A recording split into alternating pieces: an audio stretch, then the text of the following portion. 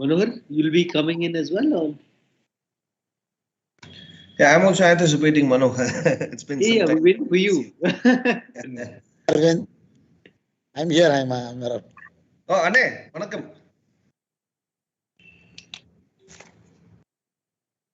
Ane, வணக்கம். Welcome. After a long time. Yes, Ane. Yes, Ane. It's working. I'll meet you in Prakash's cabin soon after this. Yeah. Yes. Take a picture.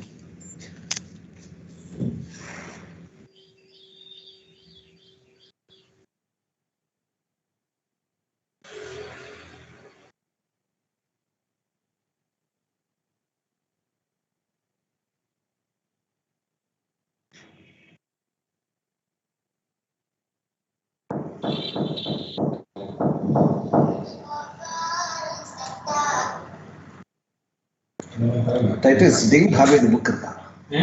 David Harvey. அது கொஞ்சம் கூட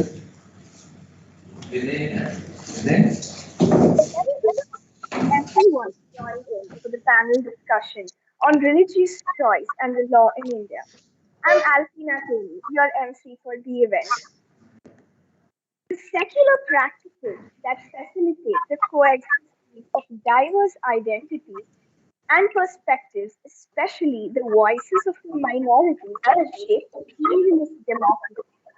The increasing attempts that question the life of secular values without doubt spread fear among the minorities about the days ahead. Many among the minorities perceive the silence of the accountable agency as an open appeal to surrender their dignity and abide by what the majority believes to be right for the land.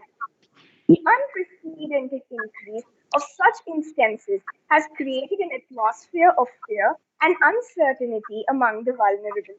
The tendency to tacitly endorse the attempts to disregard the rights of the minorities points fingers at our nation's departure from its inclusive ethos.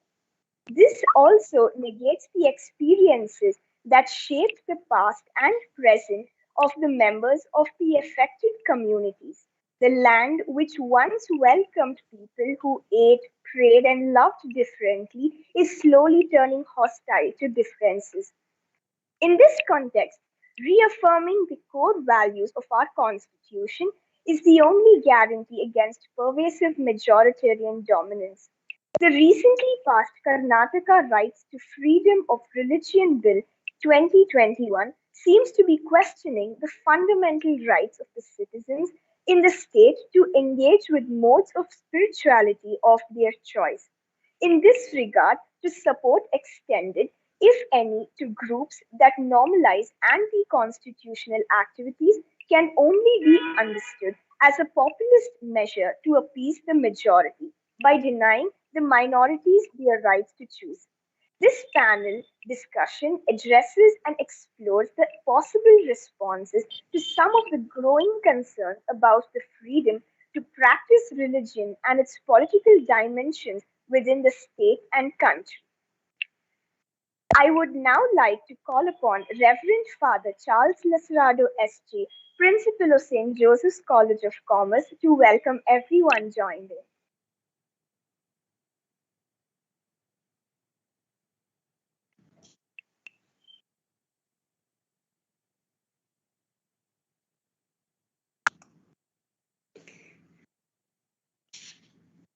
Thank you, Alfina, and a warm welcome to all.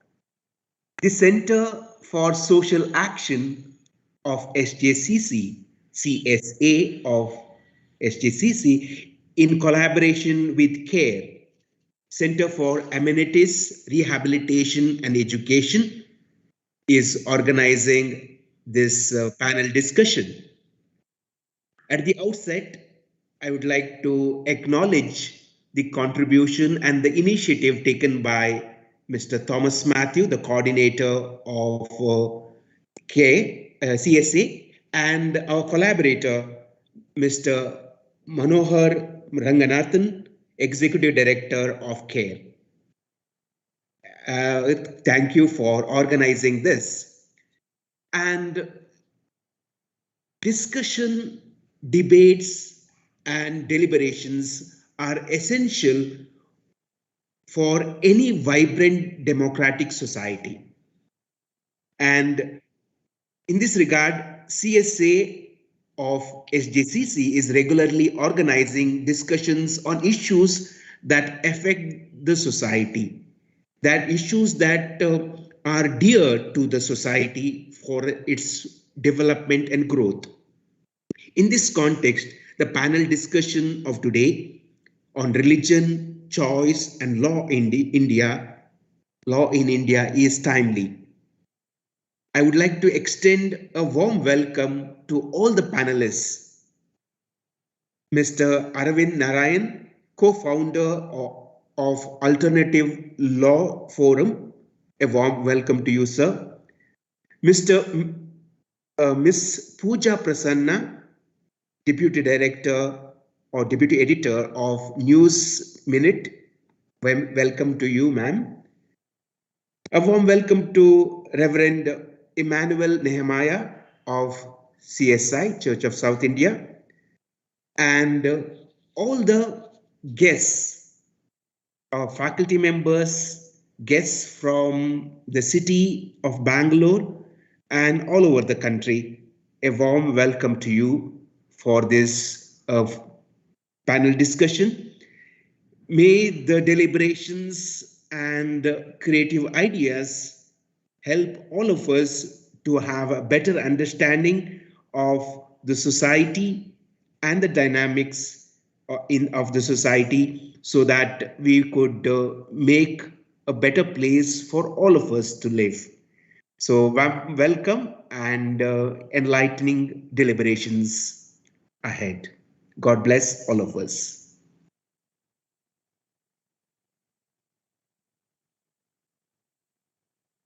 Thank you, Father. Now we have Mr. Manohar Ranganathan, Chief Executive Director of CARE, to give his opening remarks on today's discussion. Good morning to one and all. A warm welcome once again after Father Principal has actually welcomed all of us. And this panel discussion on religion, choice and law in India has been the idea and brainchild of the CSA of SJCC as part of the Thursday talks that the CSA organizes for several years. This talk, as Father has explained, also is to churn new ideas and to look at what is happening in society and to apprise students as well as members of civil society to understand what realities are and what it means of justice in terms of the constitution, in terms of the law, in terms of the social situation one needs to understand. Therefore, CARE always joins hands with CSA in order to enlighten society, in order to strengthen society to understand realities. So therefore, today is one such topic that we have in terms of religion, choice and law in India as part of the Thursday talks which the Center for Social Action organizes it. And I think, as Father mentioned, my friend and colleague Thomas organizes such programs to look at understanding society. And at this point of time, like some of us were talking, it is very, very important for us to understand religion and choices that one makes and what the law actually means in India. And all of us understand that we always keep talking about Vasudhaiva Kutumbakam in terms of looking at what university and diversity means. And if one needs to understand during our school years and college years, we were looking at all of this that we have picked up. In terms of looking at the festivals that one celebrates from Vijayadashmi to Mahavir Jayanti or Ramzan or Ambedkar Jayanti, the Independence Day, Republic Day, and celebration of Christmas and variety of festivals. One understands that these diversity experiences are very much deeply rooted in our Indian mindsets and the way we celebrate these festivals. It is not just theory, but in practice, and it is experiential. If you look at Indian society, one understands that diversity goes as far as imagination can. Sorry. Christianity is older in India, that many centuries as far as larger the Christian population is concerned. In the 17th century, one needs to understand that Islam became part of this land. Then the others that we'll talk about, Shaka, Kushana, and Hunar, they added to the flavors to our culture, and then how diversity became so deep rooted in our own culture. While we all see that there, we also understand there's a lot of this ethnic strife across the world, and even in India, then we see social conditions then settled into a coexistence, and then harmony between religions also then started to come in. If you look at the, as far as possible, the Ashokan edicts, which called for respect between members of different religions, which included Brahmanism, Buddhism, Jainism, and others. Later, we know Akbar, the Mughal ruler, also promoted, when we all studied that in school as well as college, when he started a religion called Dini Ilahi, which actually brought both together. So therefore, if you then progress, we look at a lot of the other saints, that's Kabir, Tukaram, and many of the others who actually looked at building communities, especially between Hindus and Muslims and so on. But we all understand that during the colonial period, that while the British adopted a policy of rule and divide, it actually encouraged the elite and some of the members in society encouraged the tendency of divide and rule. Therefore, many of these things that one saw is actually a sad effect that today we find things are not in the in a way that it needs to be there. Therefore, we today talk about a society which is hating each other. Society's fabric is being destroyed, and so on and so forth. Therefore, this does not this bode well for all of us. We see hate between religious groups, ideological groups, between nations and races also. So we are now today at the 75th year of independence, and one needs to understand that this is not what our founders of the Constitution actually envisaged. We have a wonderful Constitution borrowed from a lot of these nations and the Universal Declaration of Human Rights that we just looked at, the 73rd year that we looked at. So therefore, we need to look at this hatred as a sign of weakness. And I think that weakness cannot be continued, and we need to look at it from a point of peace, justice, and so on. And we all understand that today there are lynchings, there are church attacks, there are people who are actually killed on the street, gender violence, caste violence, and so on and so forth. Therefore, this program and this initiative needs to be a process of introspection and a reflection that we need to understand between different faiths, different communities, different classes, and so on. We have seen a lot of programs happening across the country when all of these are happening. And I think one needs to come back to the society where we look at how to reunite India in terms of looking at the communities coming together and systems coming together, the state responding it to a way that the state needs to respond, not to side with one another, and the judiciary intervening in way it needs to do it. Therefore, I do not want to take much time, but then I want to then quote Gandhi from one of the things where he said that unity is strength. It's not merely a copybook maxim, but a rule of life. It is no case so clearly illustrated as in the problem of Hindu-Muslim unity is that. And I think it holds good for Christian, Hindu-Muslim unity also. And I think divided, we must fall. So I want to then go to a last part and then say, and I want to quote, and this is through one of our speakers, Mr. Arvind also, who's recently written a book called India's Undeclared Emergency, Constitutionalism and Politics. And I was just going through Kavita Krishnan in her Facebook post where she said, one must read this Westland books by Arvind Narayan, and where that she's very clearly saying he looks deep at what links the basic rot with the Modi era disaster, but invites us to be not mourners at a funeral, but fighters for change. And I think in my what I want to end with saying, and I want to borrow from what Arvind and Kavita is saying, to say that all is not dull, all is not gloom. And I think change is possible. And I think to draw what Kavita is saying, let's not be murderers at a funeral, but then look at being fighters for a change in a world which is plural, diverse, and so on. And I think thanks to Arvind, Pooja, and then our Emmanuel also for being with us and then taking this forward. And thank you once again to all of you.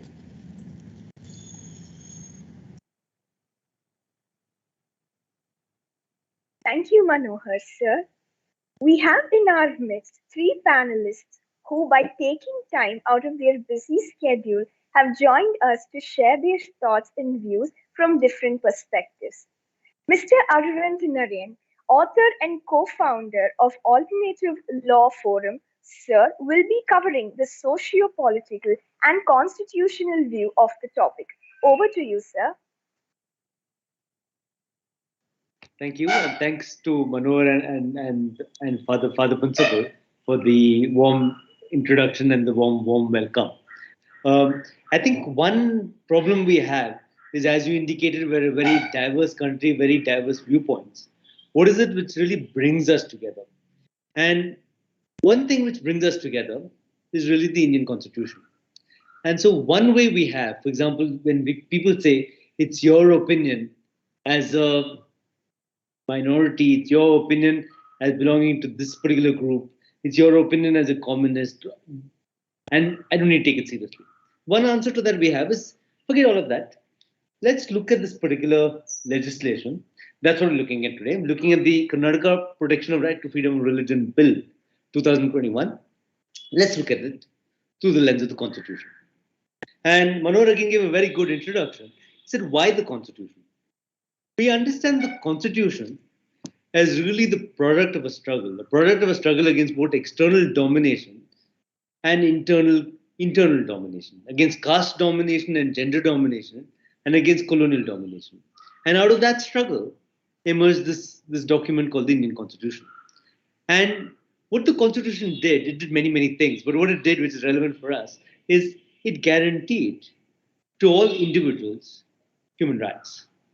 What are those rights that it guaranteed? Again, you go down the Constitution, if you go to the Fundamental Rights chapter, the subheads are the right to equality, the right to freedom, the right against exploitation, the right to freedom of religion and cultural and educational rights.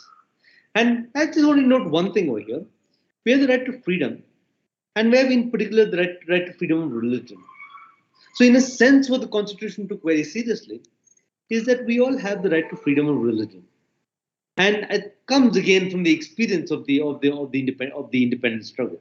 And again, people sometimes think of the law as dull and boring and something which only lawyers read. But I think Pooja just gave a really wonderful sense of how relevant the entire legal framework is as far as understanding the current dimension. And I want to just bring your attention to one dimension, which is if you all guys want to breathe life into the Constitution, want to understand the Constitution in terms of what are the principles and what are the struggles that it embodies, one place one goes to is really the Constituent Assembly debates, which tells you really why these provisions came into place. Since our focus here is really we're looking at the freedom of religion, I want to go to the core provision of freedom of religion, which is Article 25, which talks about the right to freely practice, profess, and propagate the religion of one's choice, religion of faith of one's choice. So the three dimensions to it: you have the freedom to profess, you have the freedom to practice, and you have freedom to propagate the religion of your choice. Again, what do these three dimensions mean? If you go to the Constituent Assembly debates, if you say profess, it means as a Hindu, as a Christian, as a Muslim, you have the right to, for example, go to a temple, go to a mosque, or wear the symbols of your particular religion on a particular day. That's your right to profess. That's the way you profess your religion. Right to practice your religion, again, practice would be depending on the religion. It could be going to praying 5 times a day. It could be going to a temple. Could be a range of ways in which you practice your religion. And the controversial part, which has become the controversial part, it wasn't controversial at the time it was drafted, is the word propagate. What does the word propagate mean? It sounds, if you look at the even Supreme Court interpretation, which we are to disagree with, but even that interpretation makes the point that propagate means nothing more than to spread the tenets of your faith. That is the idea of propagate. And if you're looking at freedom, you have the freedom to spread. I mean, Manohar very happily just spread the tenets of the book, right? I mean, you put it that way. He said, this is the book he's written, da, da, da. So he propagated what Kavita Krishnan said. Is that an offense on this country? In the same way, if I'm going to propagate the tenets of my faith, would that be an offense? Is the question you need to ask yourself. And the Constitution is very clear. It's not an offense. You have the right to talk about your faith. You have the right to convince others, saying that, hey, this is the great faith. Please join my faith. I mean, I'm putting it slightly flippantly, but the idea is the right to propagate is an essential part of the question of religion itself. And again, what is so fascinating is to go back to the Constituent Assembly debates. I'll refer to the one particular statement by T.T. Krishnamachari. He says the right to propagate is an essential part of the faith of the Christian community. He goes on to make the point. He says, I've studied in a Christian institution. And in fact, on that point alone, I share something with T.T. Krishnamachari because I studied in a Christian institution as well. And in fact, the institution which we refer to as St. Joseph's College of Commerce, since I'm a graduate of the same college you guys are currently studying in. So some of us studied in Christian institutions. And T.T. Krishnamachari's point is this. He says that there's no other community which has taken made such efforts at the entire issue of educational and philanthropic activities as the Christian community. That's the point he's making. And it's interesting that he made the point in 1947 or 48, and the range of other members in the Constituent Assembly debate seem to agree with that, saying that, there is a lot that the Christian community in particular has contributed to the wider Indian setup, in particular in a philanthropic sense, in an educational sense, in a social sense. And we know that. I mean, we know that in terms of, if you go to the range of institutions which work with right from street children to leprosy to missionaries of charity to a range of organizations, we know the kind of philanthropic and charitable activities which the Christian community is engaged in. In fact, I think there'll be close to nobody who would have been at some point been through some kind of a Christian institution, right? Be it a hospital, be it a school, be it something or the other. And that's the charitable impulse, which is very strongly there, which in a sense forms part of the freedom of religion as far as the Constitution is concerned, as Article 25 is concerned. That's the background. That's the background which we had, and that's in a sense that's the founding basis of any kind of way we look at this particular legislation. Again, is this the first such legislation to be passed? No. Interestingly enough, in the 1950s itself, at the central level, there's a legislation which is proposed to prohibit conversion in the 1950s itself. And you look at these debates. Again, what is very interesting is statesmen like Nehru at that moment responded to that, and responded in fact to Peter's first question. The question was really that he asked the question, do we need an anti-conversion law? And his answer was this. He says, see, we have an existing legal framework. I agree with you that the use of fraud, use of coercion, in terms of as a practice of conversion is wrong. He says, but we have the legal provisions. You deal with it under either the Indian Penal Code or the existing legal provisions. That was his point.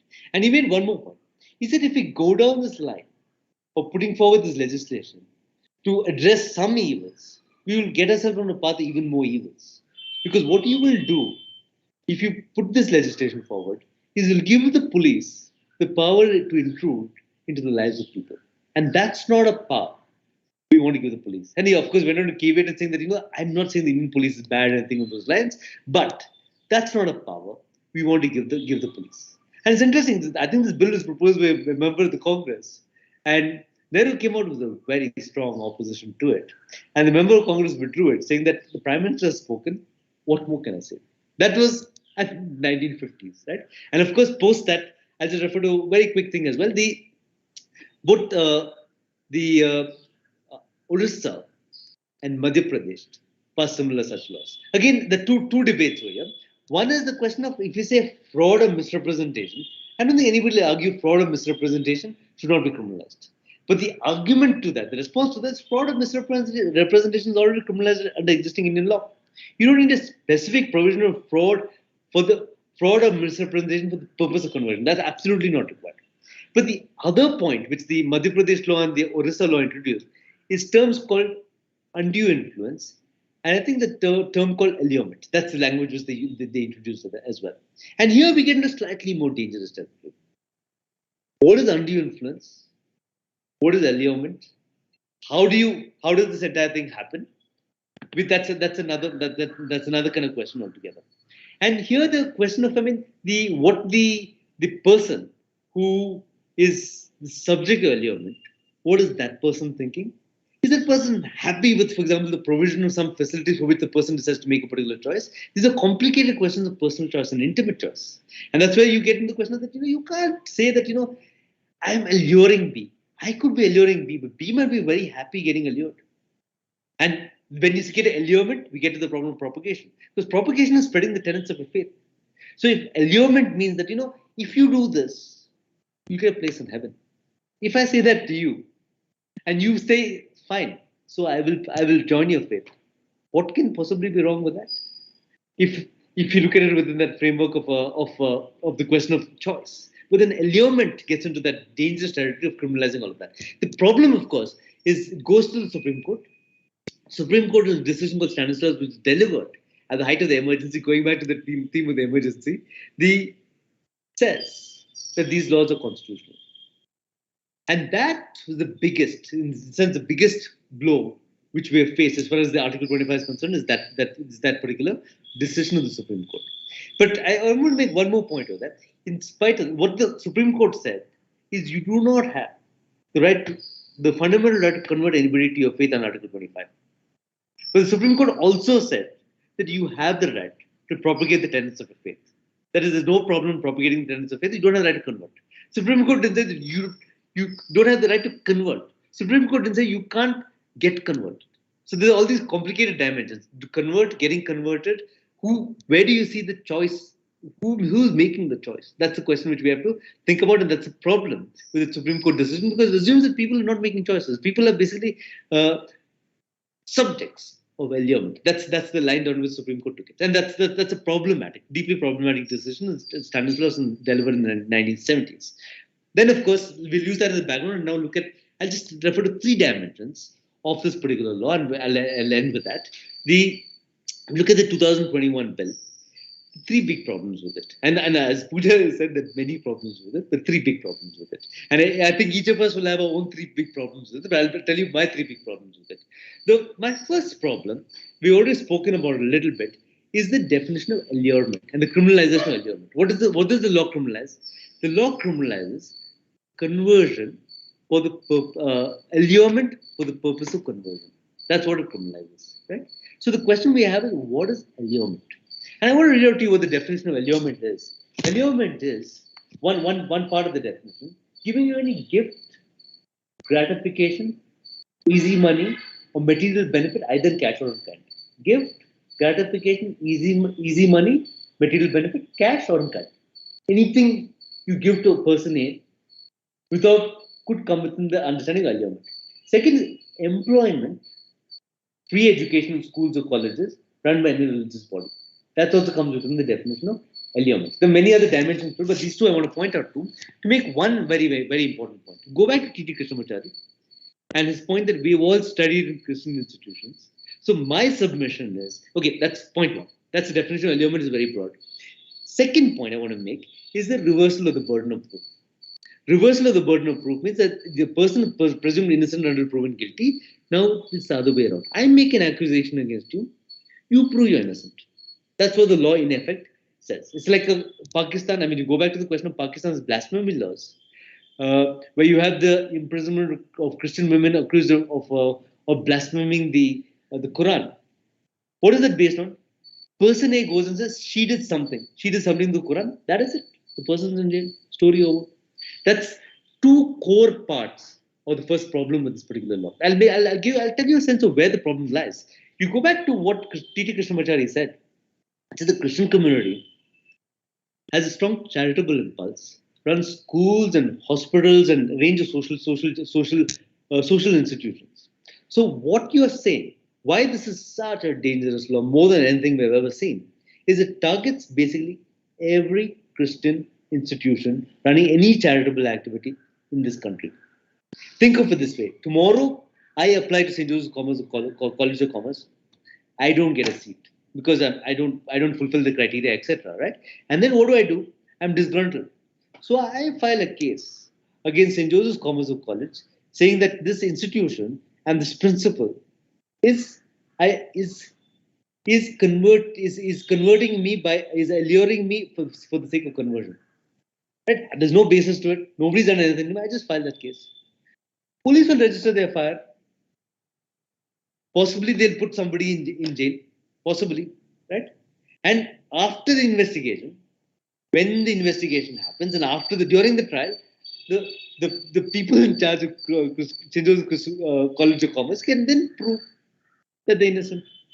Over a period of time, you prove it. But the burden is shifted. So I just have to make an accusation. That is the most dangerous part of the entire law. It criminalizes charity. If you look at it, I'll say the law criminalizes charity, which as part criminalizes love. Third point is it criminalizes faith. So the law criminalizes charity, love, and faith. Faith, love, and charity. That's the core part of the problem with this. And charity might be the most dangerous part because it goes way, way, way beyond what we're talking in Article 25. It's not just practice, profess, and propagate one's faith. You've gone way beyond that. You're criminalizing and in a context, as Manohar very, very well knows, in a context where the state is not providing the social facilities for people. It's institutions which are stepping up. If we saw during the COVID first wave and the second wave, why did the migrant labor not starve?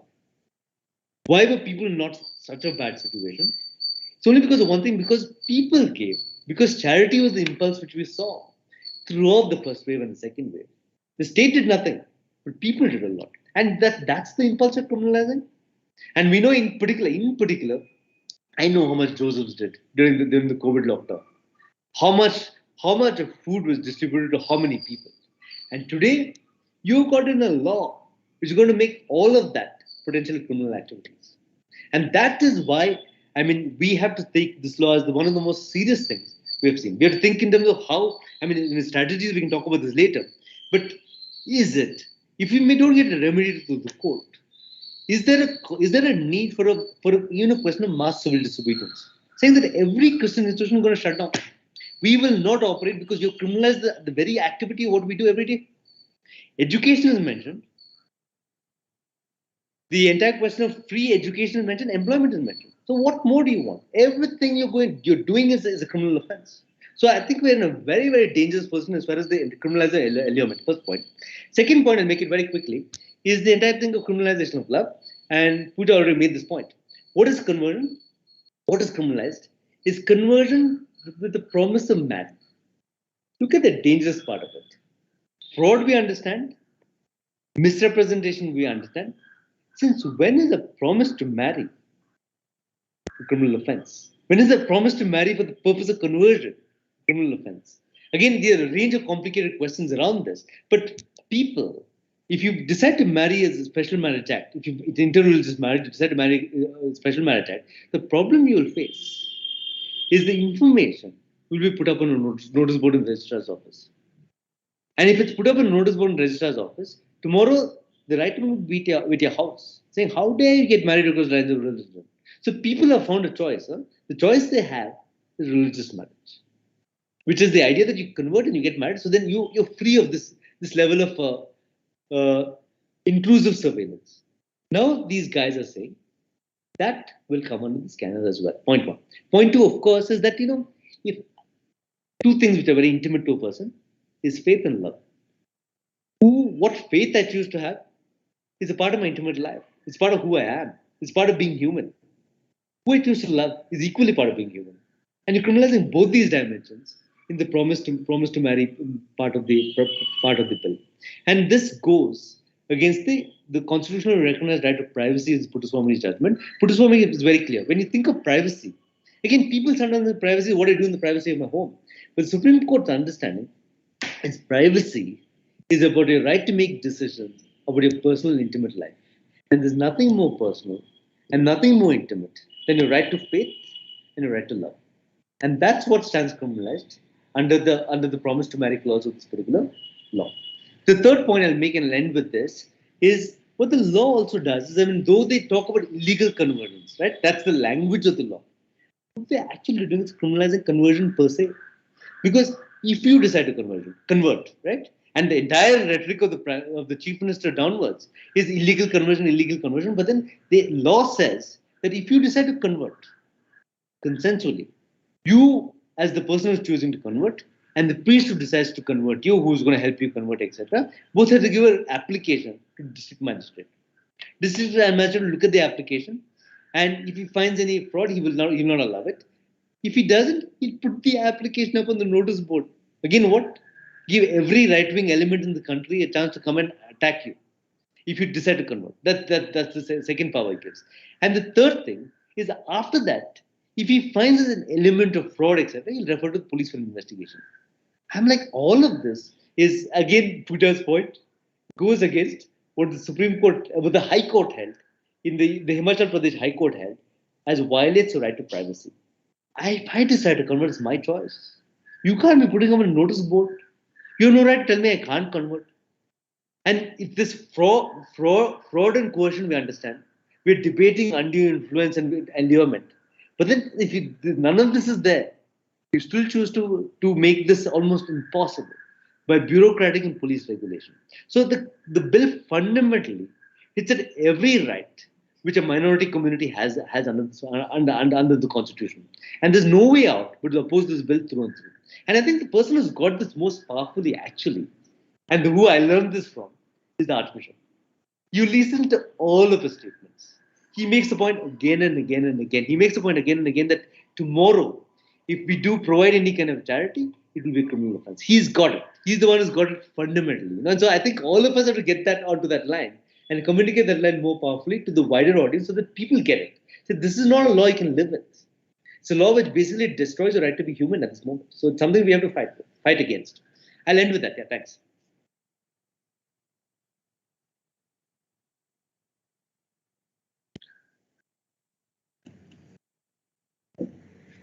Thank you, Mr. Arvind. You indeed covered the parts that aren't normally thought of. Kindly note, if you may have any questions that you would like to ask the panelists, kindly drop them in the chat box. I request Reverend E. Emmanuel Nehemiah, CSI pastor and a writer, who will be voicing out the minorities to give us a religious perspective. Over to you, sir. Okay. First of all, thanks to Thomas who approached me. Thanks to the principal. Thanks to the fellow panelists and also the participants in this regard. Okay. My presentation or my reflection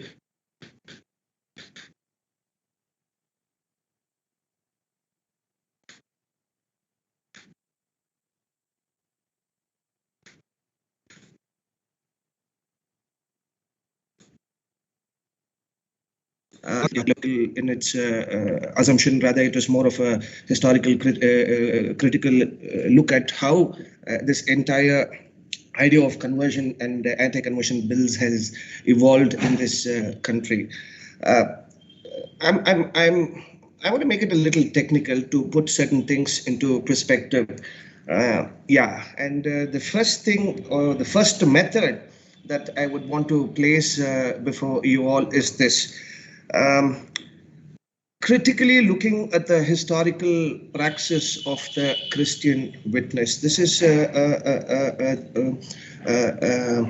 kind of method that was placed before us by a Catholic Christian theologian who is also acclaimed as the father of liberation theology, Gustavo Gutierrez. But however, why this particular method is important to Indian Christianity is basically because of how Ambedkar assumed religion with its own historical, critical version of the dominant religion, and thereafter his conversion. If you see Gustavo Gutierrez and Ambedkar, the way they have handled religion and the way they have handled their own religious practices in its own historical, praxis and so on. So that is the first point. We have to critically look at how the Christian witness has been. In saying that, there is also this other paradigm that is very important, which I derive from the Frankfurt School of Critical Theory, precisely by Horkheimer, Max Horkheimer. For him, the paradigm is more to do with the misery of the victim. Now, these two are the most important things for us to look at this particular bill, even before jumping and concluding on whether it is right or wrong. It has its own historical evidences, foundations, groundings before it has emerged before us. Having said these two methods, what I would like to also bring to your kind notice is that we are also in a post-Kandhamal era. What happened to Christians in Orissa in 2007 and 2008? It was over a decade. Who is talking about the misery of the victim of that particular heinous, monstrous act? Okay, that is one of the backgrounds that we have to look at before we speak about this particular bill. The second is that the 70-year-old, 7 decades old Dalit Christian struggles. Dalit Christian struggle has been of two kinds: right to Dalit identity irrespective of conversion, and right to religious freedom itself. This particular quest for justice by the Dalit Christians directly confronts the presidential order which was passed in 1950. Now, what does the presidential order does? It denies the very right to religion. So you have a precedence of how the dominant caste, religion, gender nexus plays against the minority religion. And minority religion, when I say Christianity, which is predominantly embraced by the Dalit and the tribal communities of the country, you see. Yeah. And the other important part is that there is this uncritical embrace of caste by both the social of the country, the political of the country, and also the religious of the country. That's why for me personally, secularism in this country is very problematic. How can I align with religions whose principles, whose spirituality, whose fundamentals are basically grounded on the system, caste system, these are certain things that we have to look in for. Having bought the Kandhamal experience and the 70 years old Dalit struggle, what I'm also saying is that there is some sort of complacent attitude of the Christian community themselves. They have never come together in unison to seek justice, either in the context of Kandhamal or in the context of a 70-year Dalit Christian struggle. So I would not put the blame on the absolute dominant religious sector, but I would also see how the dominant religious sector or the collective takes advantage of the lacuna within our own communities. Yeah. And my second method is very Ambedkarite in its outlook. And I have derived these thoughts from Ambedkar's speech before his conversion. Ambedkar looks at the conversion from 2 points. Conversion for him is political and equally spiritual. When he says political, he means the material aspect of the public. When he says material aspect of the public, he very systematically says how manpower, that is human power, is an impossibility to Dalit communities, though they are many in number. He gives a very a point blank analysis of 0.8% of Dalits in the Maharashtra when he got converted. That's not a big mass. But however, he takes the argument still further and crushes the idea of the 8%, and he says how 8% is also distorted because of the furthering of caste within themselves. They are not one unison. The second premise that he says is the Dalit communities or the tribal communities are not financially equipped. Now, finance is an extremely important aspect when we take life as a commodity itself. In a capitalist world, society, and so on. Thirdly, he says mental strength. You have a community who have been for thousands of years crushed in their psyche and never bothered in any terms of healing and so on. So these three things, if you have to overcome these three things, and if you have to also spiritually look at conversion. Now, what is spiritual in conversion? The dominant religion has no gut to accept the fact that the converted are in equal par with the dominant. And for that, for Ambedkar, is spiritual. The elevation of moral standards and societal and political standards of the subservient communities of the country, the untouchables, the Dalits and the tribals. So these are certain things that we have to keep in mind before we look into this bill. Now, what is this bill comprising? What is this bill telling us? We know that Karnataka is the 11th state. We have a precedence right from 1950 presidential order to what happened at Orissa in the 70s until now. We have 11 states, and Tamil Nadu took it back at some point in 2002, 2003, I guess. But however, these are certain things that we have to keep in mind while looking at this particular bill. Now, what does this bill do? The bill is attacking the very existence of Christian in the society. Now, Christian existence is of two kinds when it comes to propagation of religion. One is speech and the other one is praxis. The the Karnataka Protection of Right to Freedom of Religion Bill directly attacks the expression of Christian community. Now, Christians are in a context where you can't even speak. There was a time within the Christian community where the dominant Christians, when I say dominant Christians, the caste Christians, kept themselves away because they are more of the practitioners of Christianity. They are more of the theoretical propagators of Christianity and the reflectors of the Christian message. Now, they are also challenged. On the other hand, we have historically an evidence of how Christianity has existed for more than what the dominant religion is saying. We are not here for 500 years. We are here for almost 2,000 years, right from the beginning of early Christianity.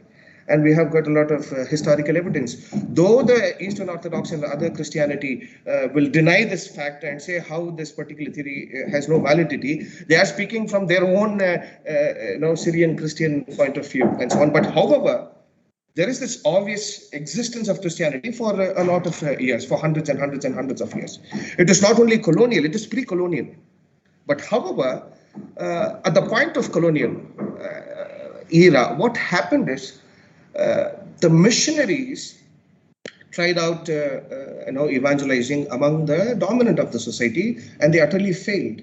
And they saw how their evangelical whereabouts were embraced by the Dalit communities and the tribal communities, because tribal communities and the Dalit communities were wanting, like Ambedkar, to break free from the caste religion clutches.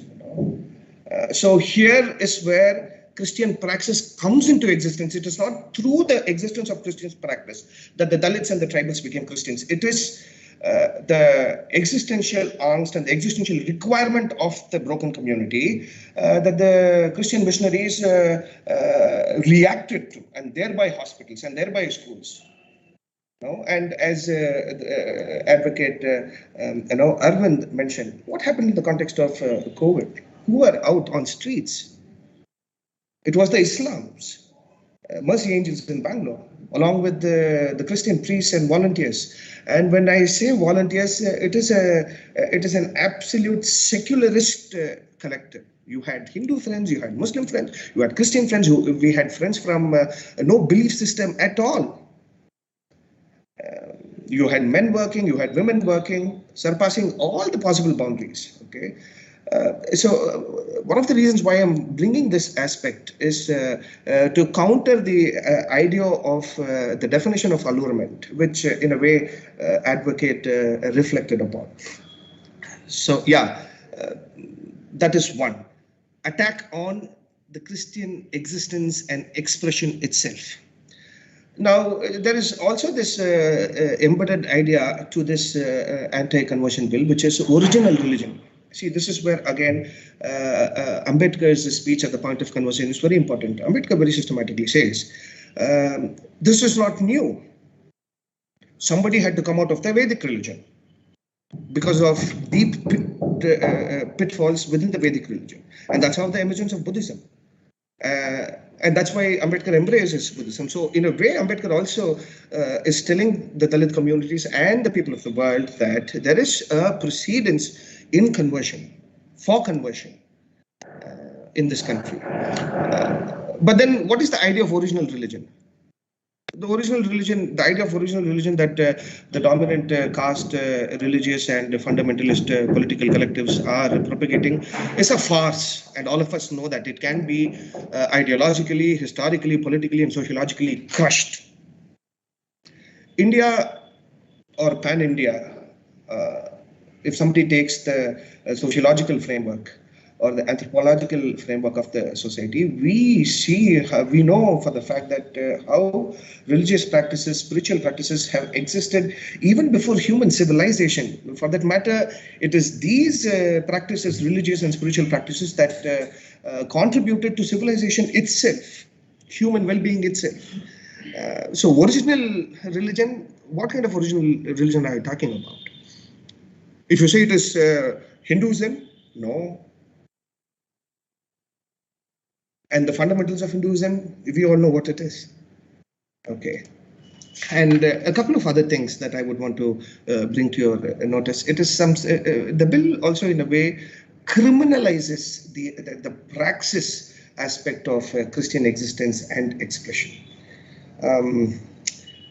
See, the law in a way gives way for any Tom, Dick and Harry to walk into, supposing I have a prayer.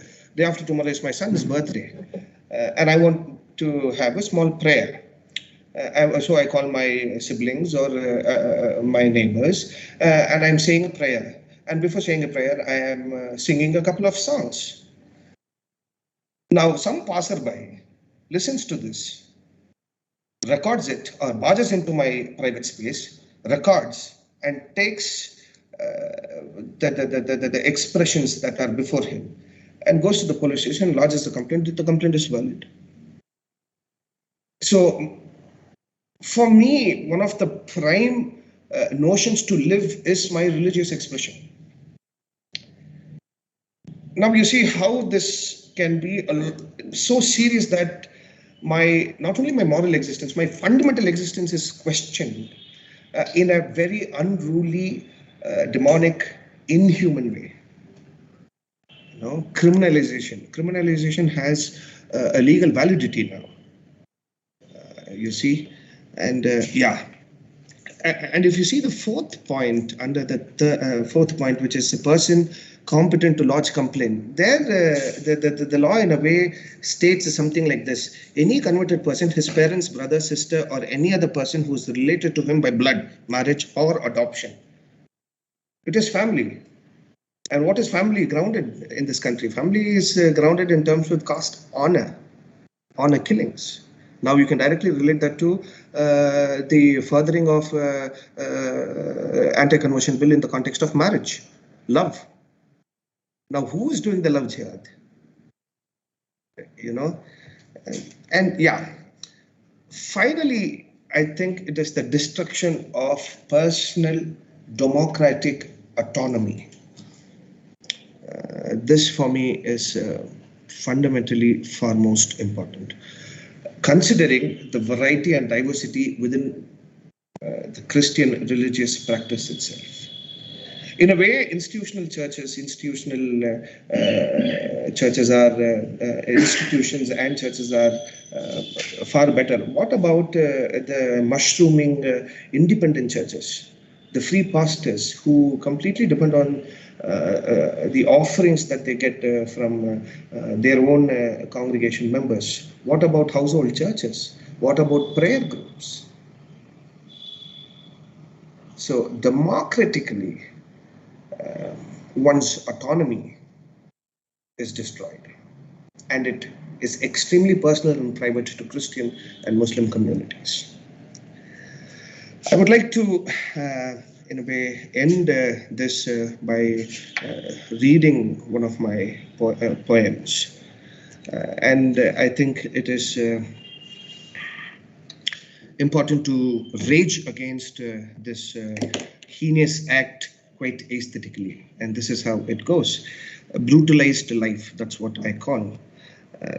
There is a place which is ice chilling, darkness covered with ashes and parched, memories of charred bones, a child cut to pieces and thrown into furnace, her parents and their entire village forced into room, burnt to death. There are many more horrifying memories. Some are taken to the grave, buried even before being buried. But there is a will that is sunk into the living of this land, will that lives in bliss while the othered are agonized. The will is thicker than blood.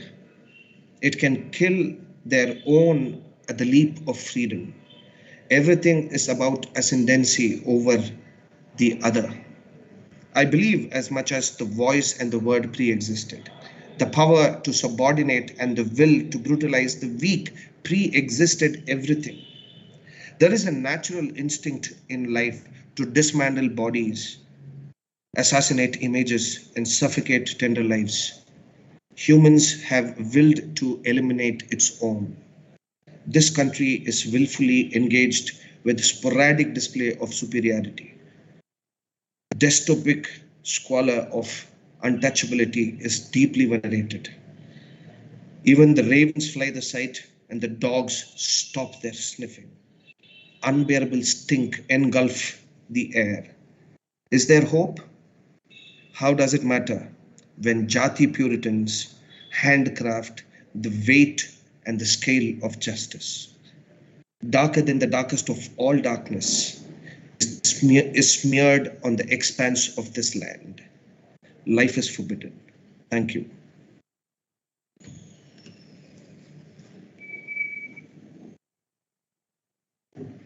It was definitely awesome. Here you sir. Thank you. I request Ms. Pooja Prasad, Deputy Editor of this Minute, to take over the discussion. Over to you, ma'am. Hi. I think most of the legal points have already been covered, but I just want to start off by saying while this bill has been called by the government as the Karnataka Protection of Right to Freedom of Religion Bill 2021, most commonly we've all called it the anti-conversion bill, and I think that is the right term to call it, whatever euphemism the government wants to choose. Simply because if you look at what the bill wants to do, this way or the other, what it wants to do is prevent conversion. And the larger goal of bringing this bill, along with a series of other bills that this government has already brought in and made law or is in the pipeline, is furthering this process of othering. There is this just about a year ago, the same government had passed the Karnataka Prevention of Slaughter and Preservation of Cattle Bill, otherwise known as the Anti-Cow Slaughter Bill. There again, they started with this sense of othering, those who eat these kind of foods versus people who eat a certain other kind of food. And now with this bill, they have taken it a notch further. Now, I wrote about this extensively, and the first piece I wrote about this was sometime in early October. I'm going to keep my talk here slightly anecdotal and just want to share with you my experience of what I saw and understood through the course of reporting, because I really believe that it's a very interesting time to be a journalist. And it is a lot more than just reporting what you hear and what has been told to you, just ensuring that all sides of the story is given space. I think as a journalist, We have a lot more responsibility today to make sure that we question with a healthy sense of cynicism. And, after reporting for as many years, it's no longer healthy. We've become very, very cynical of all that is happening around. But also what is also very worrying is a large section of the media has stopped questioning those in power and have become mouthpieces and are just a part of the PR machinery of those in power. So that gives that much more responsibility to the journalists who are not a part of that ecosystem, and also the civil society and well-meaning citizens, to question the government, to understand that you do have a right to ask questions. And that is something that is really missing in journalism today. Going back to what we're discussing, in October, we saw a pattern emerging. I saw a couple of incidents in Udupi being reported and being spread on social media by usual suspects in the right-wing ecosystem. These were several attacks on prayer halls that we saw in Udupi, which these have happened routinely. It was not the first time, but we understood that this is being highlighted more than usual by the right wing. And from there, it started spreading to several other parts of the state. Now, other parts of Karnataka, which usually did not see these kind of incidents where churches are being attacked, prayer meetings are being attacked, also saw incidents. I'm talking about places like, Ramnagara, Kanakpura. Those who are familiar with Karnataka will see that old Mysuru region did not see too many incidents. I'm not saying it never happened, but I'm saying there was a pattern that was emerging. So I started speaking to some of my sources in the party that is in power, that is the BJP, people in government, as well as the right-wing organizations. And what I sensed is that this is not random, this is not sporadic, this is a part of a very well thought out system. And they went on record to say that we are highlighting incidents of conversion because we have a meeting with the chief minister where we are giving him a memorandum with our draft of what the anti-conversion bill should look like. And we want to make sure that his assurance that he will bring in a law is kept. So to keep up the pressure on the chief minister, we will go around highlighting these incidents of conversion. What that essentially meant is we will go around attacking Christians across the state. And that is exactly what happened.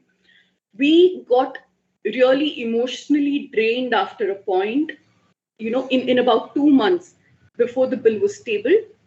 Almost every day, if you look at an average, you will find that almost every day there was an attack on a prayer meeting or on a church, at least a stone pelting episodes in some part of the state or the other.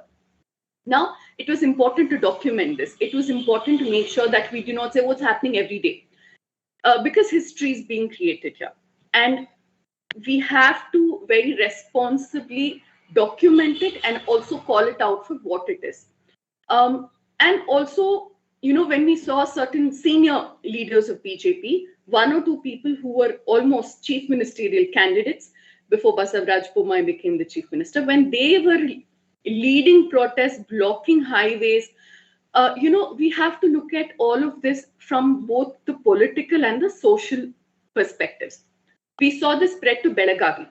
Now, why was Belagavi the epicenter suddenly of these anti-conversion, attacks? We spoke to policemen in Belagavi, most of whom were unwilling to come on record, understandably so. We understood that there was a lot of pressure on them on one side from certain members of the government or of the ruling party, on the other side from the right-wing organizations, and they had credible information that the attacks on Christian prayer halls were going to increase in Belagavi. Why? Because that is where the winter session of the Karnataka Assembly was to take place in December, and they had to create an atmosphere to make people believe that rampant illegal conversions were taking place across the state, forcing the government's hand to bring in this piece of legislation, because of which the police had formally and informally called up several pastors, some of whom spoke to me on record, some others were unwilling to put their name. They all said that the police called and told them, please do not conduct physical prayer meetings till the assembly session gets over in Belagavi. If you want, you can have your prayer meetings virtually. And many of them had to do that because these were pastors who were 25, 30 people. Many of them said that some of our believers are from, their laborers, their daily wages. They cannot have a case foisted against them, a false case foisted against them and taken away for a week even. So we are being as careful as we can. And this is what the problem is. Even before the bill was even tabled, there was a complete atmosphere of fear, where we saw, and I spoke to many pastors, many believers, who told us that we really fear, we are very scared to go out and have our Sunday masses, do something that we've been doing for many, many years. I spoke to a lady who was 73 years old, had converted over 50 years ago, and said, for the first time, I have not attended a Sunday mass. Even when I was unwell, even when I was pregnant, I made sure that I did not miss a single Sunday mass. And here I am, I'm missing it for the first time in my life. And it's very important to talk to people and understand how it's affecting them. I think what happens when we're reporting after a point is we tend to dehumanize people, right? We're talking so much about the law, we're talking about the political aspects of it, that we somewhere forget how it really impacts people, how a particular piece of legislation will impact your and my life. And that is why it was so important to talk to both sides of the story. The right wing was very, very vocal, very open, very brazen. They said that we have put pressure and we will ensure that this bill is tabled and passed. And we saw representations being given. Of course, the Archbishop too, met with the Chief Minister. They gave a memorandum. They spoke about how this will take away their fundamental rights. All of this, notwithstanding, the bill was tabled in the Assembly, passed in the Assembly. As of now, it is to be tabled in the Legislative Council. The only reason that it has not become a law as of today is because of poor flow management on part of the BJP, or else it would already perhaps be a law. They could not get enough numbers to pass it through the Legislative Council, because of which it has not yet been tabled there. While they are working out their numbers, it will perhaps in the next session be tabled and passed in the council as well, after which it will become a law if nothing comes in the way. The problem here is this. The numbers are there with the government, right? They have the brute majority to push through laws in the Assembly. The council, they do not currently have the numbers, but somehow they manage to, arm twist, give some sort of other favors to, some parts of the opposition party and ensure that they pass this. If this doesn't work, they'll take the ordinance law. There are different ways that they can push their will. They can impose their will on people. The problem I have with other people is when I was through the course of my coverage, I realized that a lot of people who are not Christians, who are not Muslims, who are not from minority community, asking me why should we care if it is going to stop forceful conversions, then is it not a good thing? This is where the problem arises. When you do not have enough information, when you do not know how exactly, if you do not know the details of what the government plans to bring in, then you are easy to fool, because obviously you're so caught up with everything that you're doing with your life, right? Many of you are students, you have so much to do. You have your homeworks to think about, your daily commute, your what you want to do with your life. So much that is occupying you that most people do not have the time to look at what are the laws that are being passed. And that is where we as journalists, I think, are failing in bringing to the fore what it entails and how it will impact people's lives. I think Arvind has done a fantastic job in listing out what are the problems. But just a couple of things that, in my mind, the entire bill is problematic, except for a couple of words. In a gist, this is what the bill says. I just want to pull out, what it reads. It prohibits conversion from one religion to another by misrepresentation, force, fraud, allurement, or marriage. The only thing that is okay in this entire bill, the way I look at it, is that it prohibits conversion by means of force, and fraud and misrepresentation. Again, like Arvind spoke about allurement, it is a very vast term, it is a very vague term, one that will be, for sure, be misused, and that loophole, that ambiguity will be leveraged by those who want to stop conversions. Essentially, what is this bill looking at? It wants to stop interfaith marriages. It wants to stop people from converting from one religion to another, and it will penalize at very, very easily, and the repercussions of it is something that people will be very worried about. I traveled to a place called Hosadurga. I'm not too sure how many of you are aware of how this started off. Very quickly, I want to talk about this BJP MLA called Gulihatti Shekhar, who made a very impassioned speech in the assembly on September 21st, saying that rampant conversions are taking place in his constituency, which is Hosadurga, which is in Chitradurga, central Karnataka. And he went on to say that his own mother was converted and she was brainwashed into converting, and how that caused a lot of embarrassment for the family. And this is where the actual work in progress started. The plan was put in place after the speech, because on the 4th of October, the DC, the Deputy Commissioner of the Chitradurga district, asked for a survey of sorts and a report to be submitted by the Tehsildar of Hosadurga to look into the claims or the allegations of rampant conversions in Hosadurga. Now, the Tehsildar went to the churches in the jurisdiction and spoke to also people who were converted, in the last couple of years, particularly the last few months, visited their houses and gave a report. We took a look at that report, and what it said is that there was not a single complaint, not one complaint of forced conversion that came. He also went on to say that there was no mass conversion. Now, the BJP MLA's allegation claim on the floor of the assembly fell flat. The Tehsildar was transferred without a posting just a few days after his report was submitted. The Chitradurga Deputy Commissioner went on to say that this is rubbish, this is nonsense, his report will not be accepted. Okay. Why I'm talking about this particular incident? It's a small place, but this became the epicenter. I visited this place, I spoke to people who were converted, and what I learned is there was one lady who converted because she was falling sick repeatedly. She went to several temples, hoping that there will be some divine intervention. She continued to be very ill, to a point where many doctors said that she might not make it. They could not diagnose what it was that was ailing her. Then she went to a church. She started attending Sunday meetings, and she felt better. Her health started improving. Her entire family then willfully converted.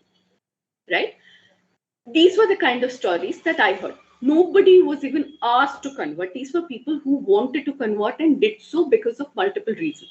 I also visited the church that this BJP MLA's mother was attending Sunday masses in. Now, they were petrified. They did not want to speak to us. They did not want to have anything to do with this. But after spending about a couple of hours, they opened up off the record and they said that the lady in question, the BJP MLA's mother, had not converted at all. She used to attend Sunday masses for 7 years, and now she stopped coming after her son made a big issue out of it. And since then, since the speech in the assembly, there have been many people who've been lurking around, and several of their followers are now worried. They're not coming for the prayers because they are asked many questions. They are asked, when did the family convert? How much money did they receive? Were they threatened? Questions that they were very uncomfortable with and felt intimidated by. Why it is important for people to know all this is it is not just a law that will target those who are forcefully converting people. This is a law that will target anybody who even goes to that church, anybody who's even a part of that prayer meeting, right? And just look at how it has been framed. Like I spoke to Arvind earlier, there was enough and more there were enough provisions in the IPC to address any kind of forceful and fraudulent conversions already. So what was the need to bring in another law? First question. Second thing, it also says that anybody, any family member or any person a colleague, anybody who knows, a neighbor, can file a complaint of fraudulent or forceful conversion. Now, if there is a young woman, a major, of course, who is against the will of the family, of the parents, getting married to somebody from another faith, another religion. Now the family has a free hand to go and say that my daughter has been fraudulently converted by so and so person, and for the sake, with the intention of getting married, and the police will take a complaint, book the girl, book perhaps her husband and the person who converted them. The marriage will be null and void, right? The same could happen if a neighbor suddenly feels that I do not want to have a person from a different faith living next to me. Now I cannot have them move, so I'm going to go and file a random police complaint. Now the police will take the complaint, and the onus is on them to show that they were not fraudulently converted, right? As opposed to if a person who feels that the person is being forced to convert, filing a complaint. That is one major problem I have, along with several others with this legislation. The other one I spoke of is, inclusion of the term marriage. Another issue is how bureaucratic they have made this entire, how tedious they have made this entire, process of converting. You have to first, at least 30 days in advance, you have to intimate to the local authorities, the DC as well as the Tehsildar, that you intend to convert for so and so purposes. Now they will send a team of police personnel and local authorities to your house, to your workplace, to anywhere, to verify that your reasons stated are correct, that you're not, converting for reasons of marriage, or you have been induced with any kind of allurements. They will verify all of these things, and then if they deem that it is all fine, then they will allow you to convert. After you convert, that is not all. After you convert, within 30 days, you have to appear in front of a magistrate, if I'm not mistaken, and give an affidavit that you have converted, and only after that all the relevant departments will be then intimated that you so and so person has converted and it has all been verified. They have made the process so tedious, so cumbersome, that most people will now, not because of any other reason, but just because of the very fear that I do not want to go and tell a district commissioner or a tehsildar that I want to convert, because I do not want to subject myself to this kind of scrutiny, not because I have something to hide, because I do not want some random person coming and poking their nose in my business. I don't want them coming and asking my neighbors all sorts of questions, or subjecting my family members to questions, asking my coming to my workplace, talking to my colleagues. It is just an unpleasant business. So maybe I shouldn't convert at all. The idea here is to make the process so difficult that anybody will be deterred from choosing a faith according to their own wish. And that is where the problem also lies. That it is not about, it is something that is a matter of choice. It is many a times a matter of heart. I just want to give one last example of the huge number of people that we have spoken to, me and my colleagues at the News Minute. One person that I spoke to converted, he was a Dalit man. He converted to Christianity because he lived in a very small makeshift shack, and he washed his vessels outside his house. And one day when he was washing his vessels, the water that was flowing passed in front of a small temple near his lane, where Dalits were not allowed to enter. Now, some of the upper caste men saw that, came to his house, beat him black and blue, ostracized him, said, "How dare you wash vessels in a way where the water will flow and eventually come in front of our temple?" And he was so humiliated. He said, "I do not want to be a part of this system." He went and he converted to Christianity, right? And can you imagine this man's, if his situation, if he has to go through this entire process, he will be putting his choice, his fate in the hands perhaps of the same upper caste men who will make life miserable for him and his family if they want to convert, right? It is one thing to say that it is just a piece of law to stop forceful conversions. It is something else when it is put in practice. And as journalists, I think we have to kind of peel through these layers and present it to people so that they do not fall prey to forwards that you get on WhatsApp and other forms of social media. I just want to end by, just giving you all, especially students, a piece of advice, if I may. Be a little more, cynical. I would skeptical, if not cynical. Ask questions. Do not accept things that are told to you, and whether something impacts you directly or not, please make sure that you take out at least half an hour to an hour of your day to understand what is happening in this country, right? Please read newspapers, and when you read newspapers, do not take what is written there at face value. Ask questions, use social media. Okay, you can tag journalists, you can tag Arvind and people at ALF. Ask them and insist that you have people as guest lecturers coming in, so you can throw your questions at advocates, at people who've been practicing law for many decades, at activists. So how you can expand avenues, because if you accept everything that is happening in this country, then there is no hope. And I think there is still a lot of hope. It doesn't have to impact you directly, right? It is bad enough if something is changing the society for the worse. It is bad enough if it adversely impacts 5 people in a remote part of the state, in a remote part of the country. That should be reason enough for you to, take it up as a cause. You don't have to give up the rest of the things in your life. You can still have a successful career, you can still go about chasing your dreams, but this is a very important part of your life, and I would urge all of you to make it a habit from now on to be better informed and not just about what you're studying. Thank you.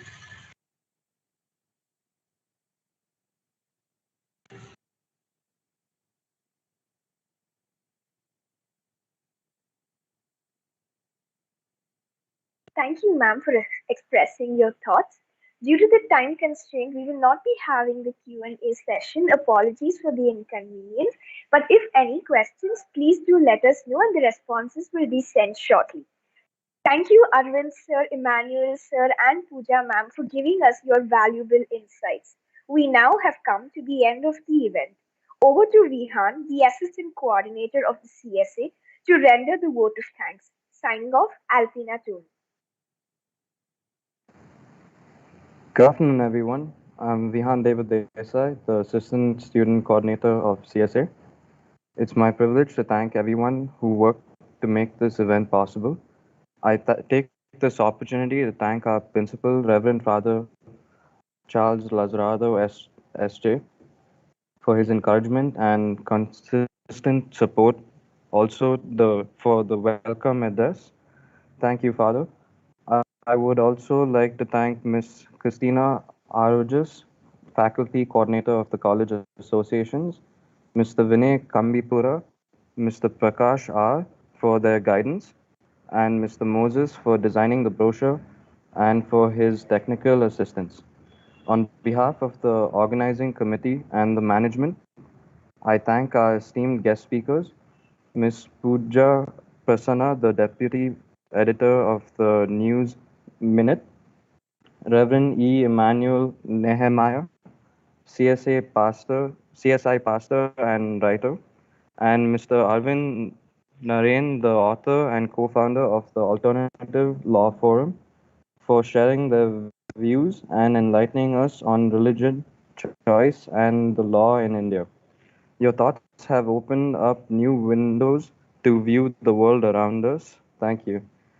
Sincere thanks to Mr. Mohan Ranganathan, Executive Director, CARE, for familiarizing us with the context of the panel discussion through his thoughtful opening remarks. I thank Mr. Thomas Matthew, the faculty coordinator of CSA, Keith Fernandez, the student coordinator, and Alfina Tony, the MC for today's event. Also, big thanks to all the members of the associations and all participants for making this event a successful one. Once again, on behalf of CSA, I thank everyone for being here and your continuous support. Thank you and have a great day ahead.